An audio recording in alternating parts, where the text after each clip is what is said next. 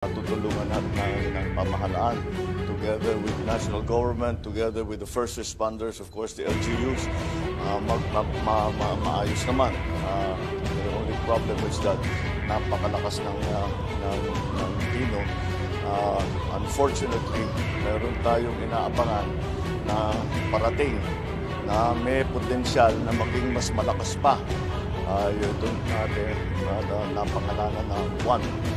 And so we are also preparing for that. Yung pinakamalaking problema na nakita namin is that yung tao na, yung lahat ng personnel natin nandun ngayon sa Visayas para asikasuhin. We just kakatapos lang ng briefing ng ating NDRMC tungkol unang-una sa response natin sa Typhoon Tino. Mabigat talaga ang pagkatama sa Cebu, actually Region 6, 7, 8, Mimaropa, umabot sa Negros Island region kasi dahil tumawid ang Tino and the damage is heavy, and so we are doing our usual relief and support activities para lahat ng mga na-displaced, lahat ng naging biktima ay matutulungan natin ng pamahalaan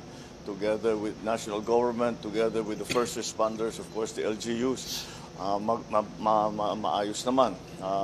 The only problem is that napakalakas ng Tino. Unfortunately, meron tayong inaabangan na parating na may potensyal na maging mas malakas pa. Itong natin napangalanan na one.